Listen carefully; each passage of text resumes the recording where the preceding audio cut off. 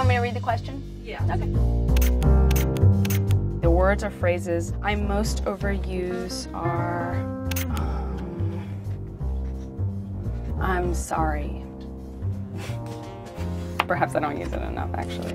My heroes are people who have made and changed the world by not behaving. I've brought our archives here of the Amber Heard files. So let's just deal with this one first. I remember this was Young Hollywood. We get a good shot of that. This is one we did about 5 years ago.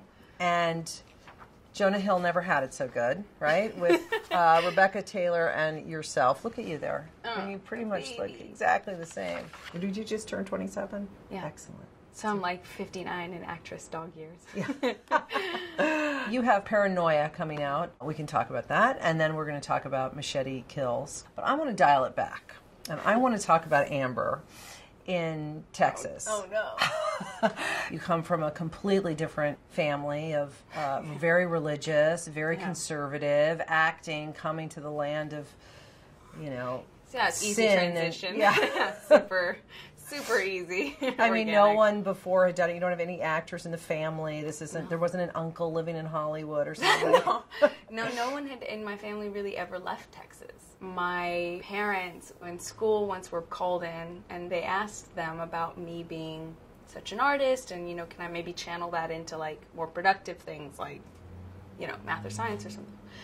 And my parents were like, it was this like almost apologetic attitude, like, we don't know where she gets this acting thing, like she wants to be in theater, and I don't know, it's like we don't know where she gets it.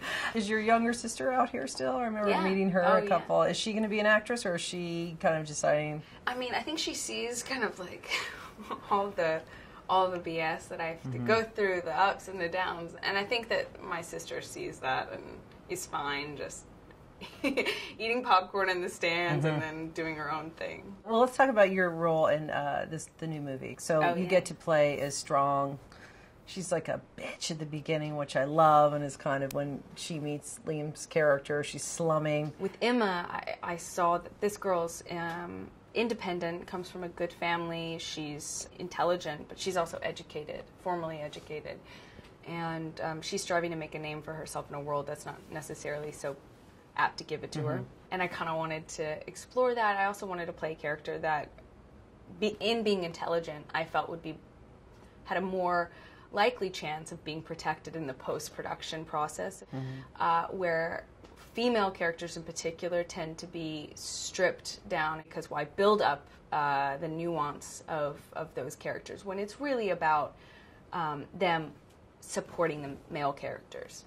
Often the script changes quite a bit once you've arrived to set. For the first few years, I was so afraid of being called a bitch, and now I fight for my characters, and from the day I get to set all the way to the editing room. Robert Rodriguez, okay, let's talk about one of my favorites. I love his kind of irreverent, kind of balls-out approach to filmmaking. He doesn't care if it doesn't, if it's not physically possible.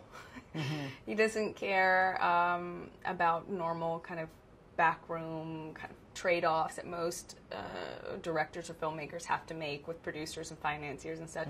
You get a sense working with him that it's really just his idea, it's his vision, it's his show. He's willing to collaborate with other artists, actors, but no one else. Do you have anybody right now that you, like, actor or actress out there that you love what they're doing? I can't think of anyone who's better accomplished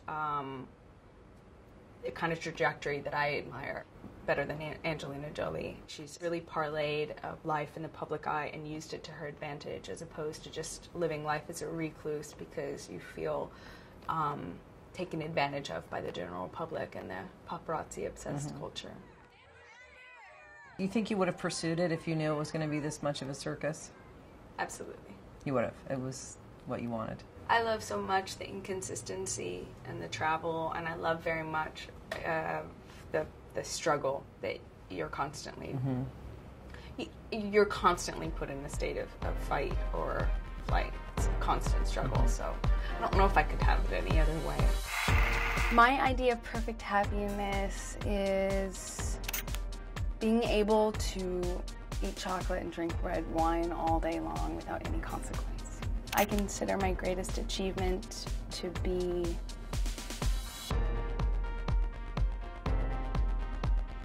to always having been able to jump. I don't know, to being silly enough or dumb enough to jump. And that's it.